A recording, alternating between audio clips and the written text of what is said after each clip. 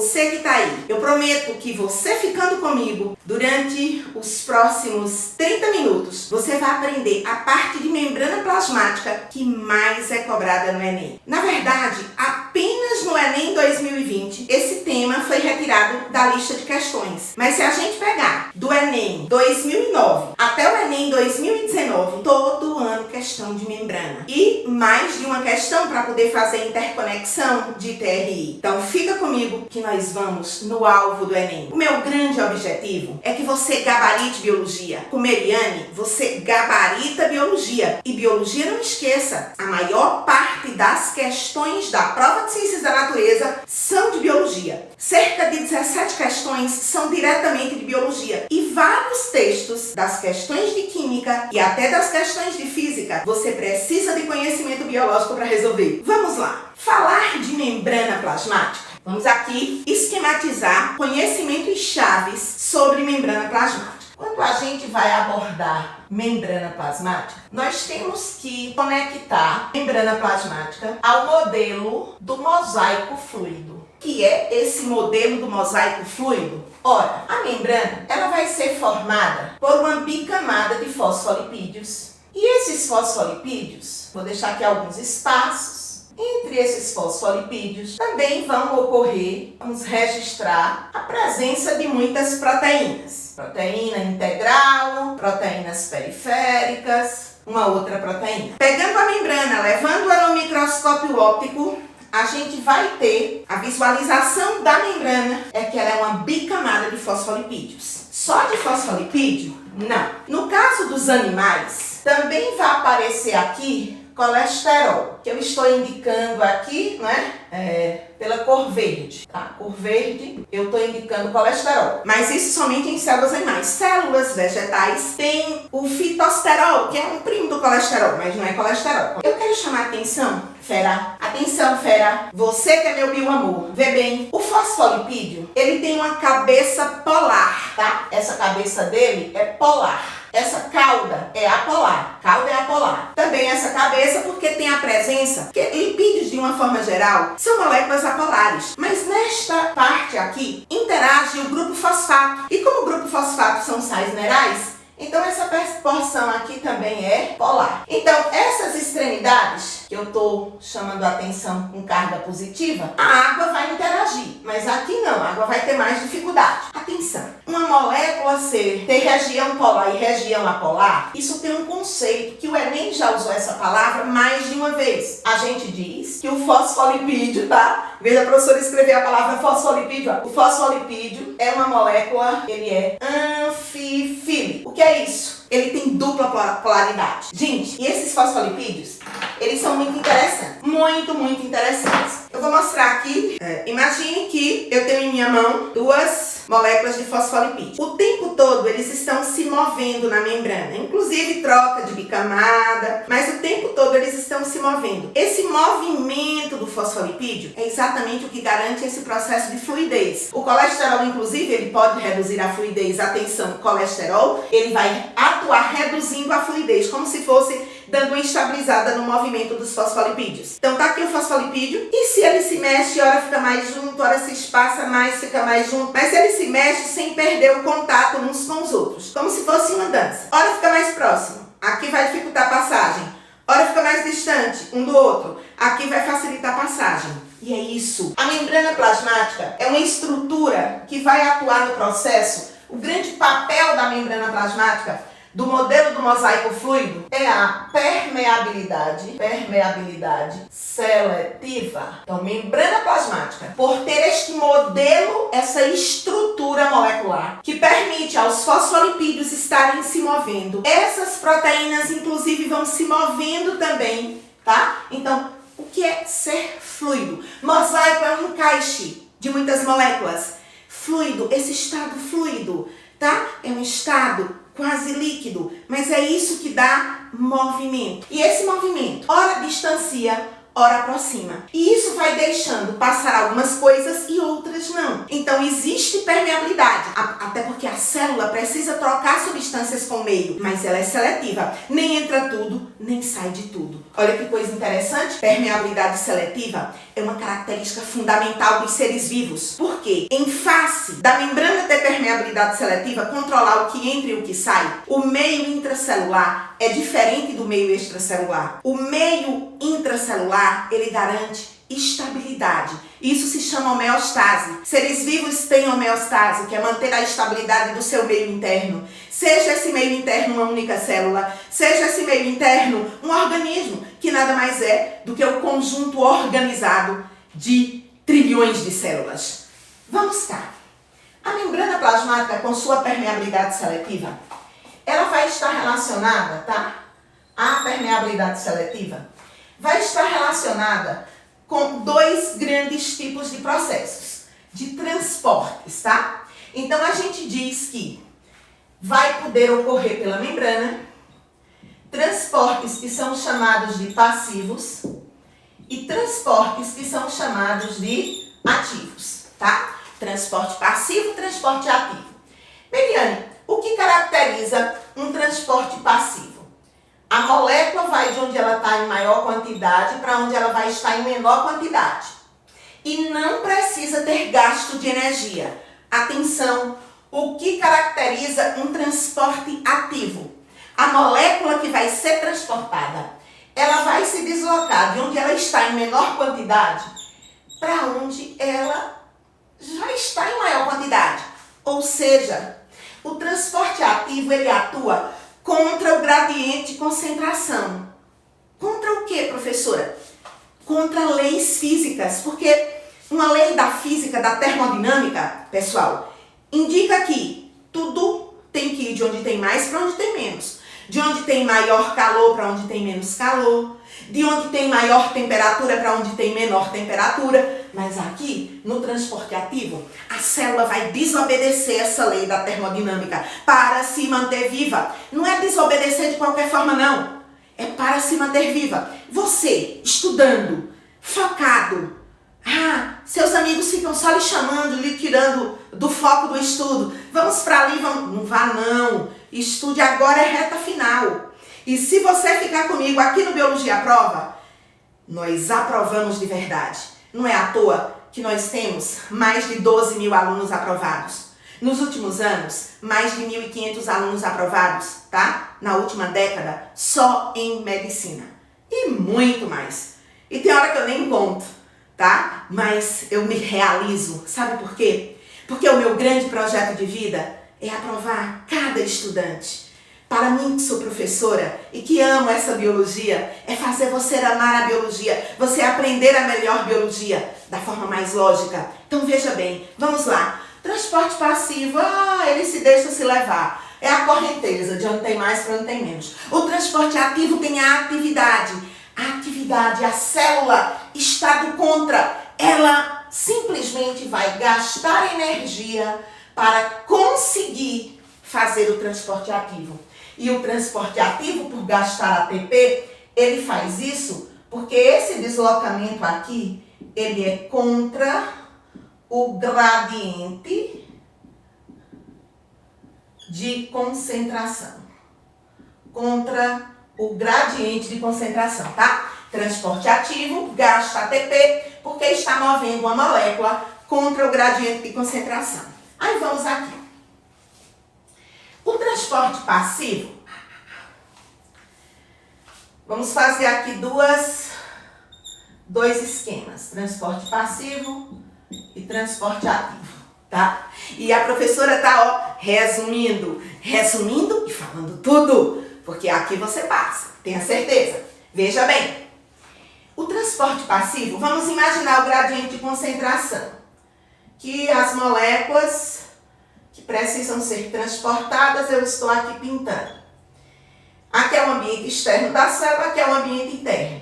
Bem, qualquer coisa que estiver penetrando de onde tem mais, tá? Indo de onde tem mais para onde tem menos, vai ser um transporte passivo. O ativo vai ser contra esse gradiente.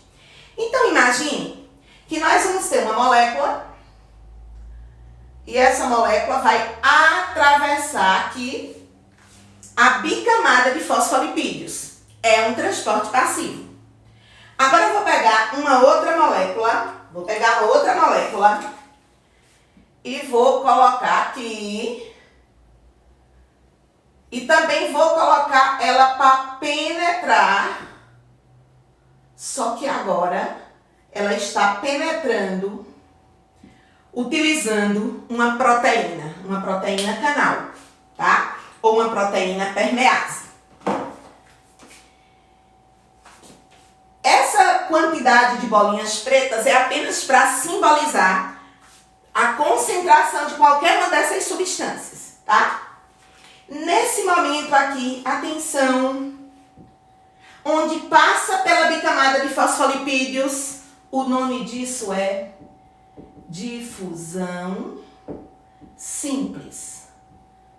Eu digo que esse desenho fala mais do que 1000 palavras. Por quê? Difusão simples é um tipo de transporte a favor do gradiente de concentração, onde a molécula a ser transportada passa pela bicamada de fosfolipídios, que está lá o tempo todo, né? Dançando em fluidez. Já aqui, essa seta laranja vai estar detalhando um processo de difusão facilitada. Porque passa por uma proteína. Então, a difusão facilitada é um tipo de transporte passivo, onde a molécula que está sendo transportada, por exemplo, que aqui é um aminoácido.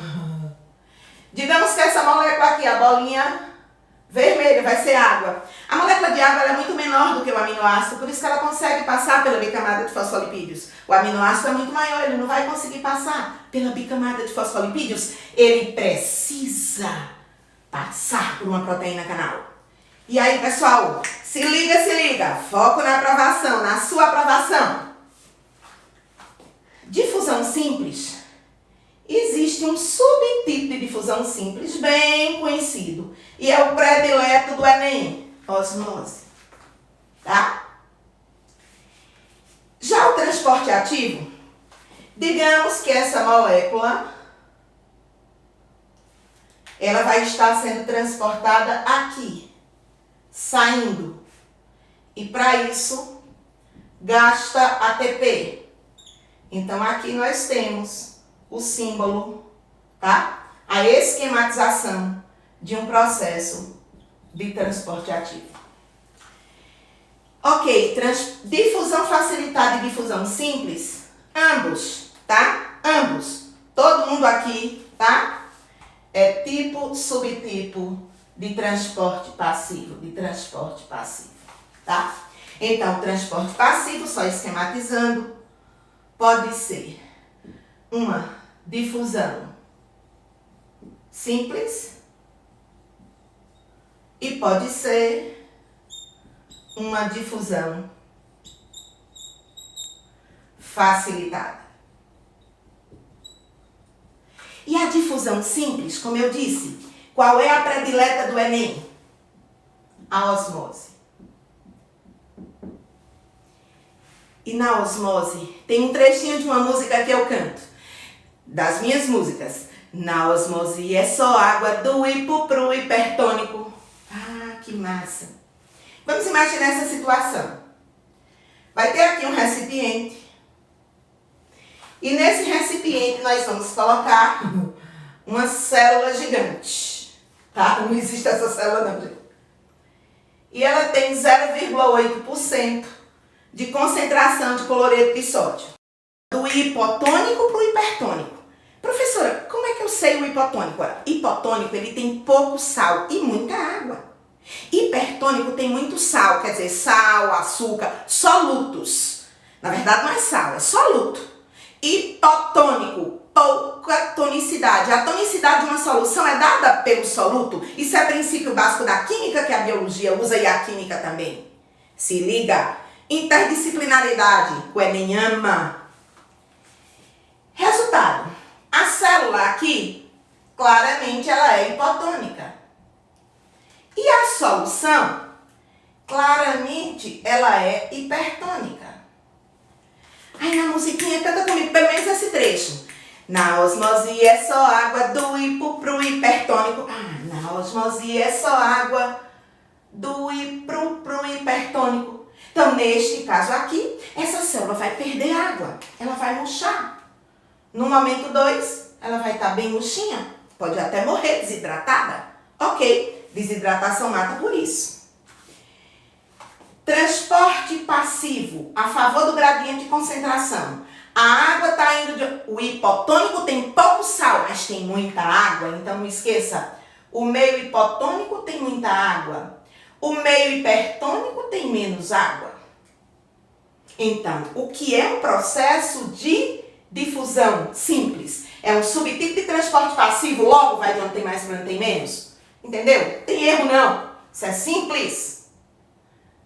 E como é cantar? Na osmose é só água do hipo pro hipertônico. E aí, galera? Transporte ativo. Todos os transportes ativos que ocorrem nas células, nas organelas, geralmente aparecem com bomba de hidrogênio, bomba de sódio e potássio. Mas eu vou me deter aqui a uma das bombas mais comuns e mais cobradas. Não só no Enem. Você pegar a prova da FUVEST, da Unicamp, das estaduais do Nordeste, de algumas, muitas particulares, praticamente todas. Isso aqui é assunto que, sempre cai. Então, bora lá. Falando da bomba de sódio e potássio. Toda célula, tá? Imagine que ela é dessa forma. Ela tem, obrigatoriamente, muito sódio fora da célula e pouco sódio dentro da célula. Ela tem muito potássio dentro dela e pouco potássio fora dela.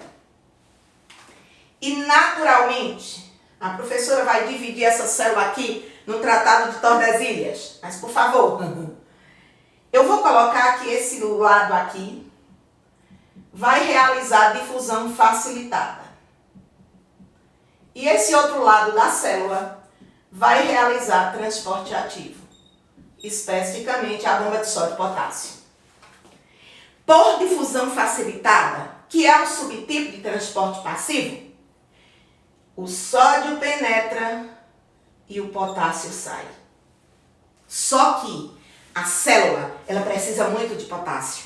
Ela precisa de potássio para os ribossomos ficarem estáveis na síntese proteica. Ela precisa de potássio para a estabilidade das proteínas do citoesqueleto. Ela precisa de potássio para um monte de coisa.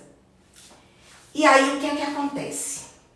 Aqui na célula, existem proteínas canais que são ATPases. Professora, o que é uma ATPase? Ela é enzima. Digamos que o potássio a gente vai simbolizar por um triângulo rosa e o sódio a gente vai simbolizar por uma bolinha verde, tá? O sódio está penetrando, mas quando ele entra na célula, a célula olha para ele com muita raiva e diz: sódio, saia. Não esqueça, no transporte ativo é assim, a célula olha para o sódio e diz: sódio, saia. E ela empurra o sódio. A partir dessa ATPase, ela vai pegou 3 sódios aqui e expulsou 3 sódios. Ao mesmo tempo, ela diz: potássio da minha vida, não vai embora, não se vá. Aí ela pega 2 potássios e traz de volta. Isso é muito rápido. Então o sódio vai penetrando, ele é expulso, o potássio vai saindo, ele é recapturado. Por isso, vai se manter essa diferença de concentração. A célula com alto teor de potássio e pouco teor de sódio. E a célula precisa ser assim para manter a sua vitalidade. Resultado: se a gente for fazer uma contabilidade da célula, ela perde 3 cargas positivas e só arrecada 2. Observe isso aqui. Ela perde 3 íons de sódio e pega somente 2 de potássio. Porque essa proteína, a ATPase, tá? Essa proteína canal, aqui é uma proteína canal chamada ATPase. Ela tem 2 lugares para potássio e tem 3 lugares para sódio. Ela é assim em todos os seres vivos. Isso é o que, Meriane? Isso é prova bioquímica do processo evolutivo. Da bactéria ao neurônio humano, todos os seres vivos fazem bomba de sódio e potássio dessa mesma maneira, com o mesmo tipo de ATPase. Olha que coisa incrível. E aí, pessoal, vamos fazer o balanço. Ela expulsa 3 cargas positivas, só recaptura 2. Qual é o resultado disso? O resultado disso, gente, é que a membrana plasmática, ela é eletronegativa. A membrana plasmática de todas as células é eletronegativa. Nossos neurônios têm membrana plasmática eletronegativa e nesse momento ele está polarizado.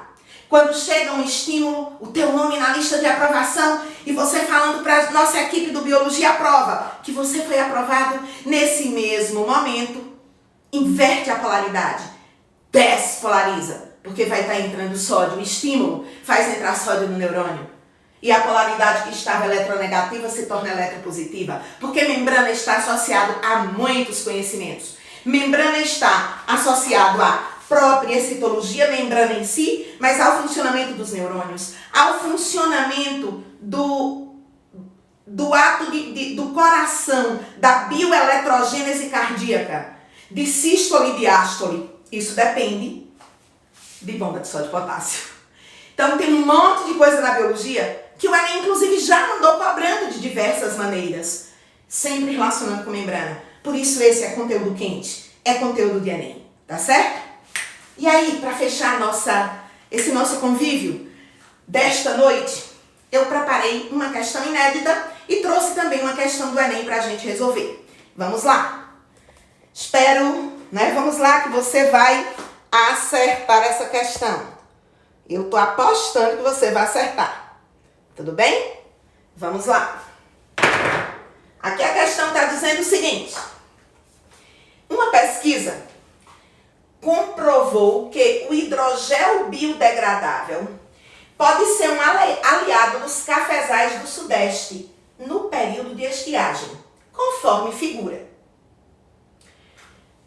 A figura mostra que está chovendo, sem gel a água vai embora. E com gel, essa água vai ser perdida em menor intensidade. Então, aqui o esquema dá a entender que o hidrogel reteve água. E ele é um hidrogel biodegradável, ou seja, bactérias vão conseguir degradá-lo. Massa! E aí, seguindo na pergunta. Como a água passa do hidrogel para as raízes do vegetal? Porque o hidrogel reteve água. E depois aqui está dizendo que passa do hidrogel para as raízes do vegetal. É possível deduzir que é o hidrogel. Vamos pensar aqui, tá? Vou riscar aqui para a gente pensar. Aqui está a raiz. Aqui está o hidrogel.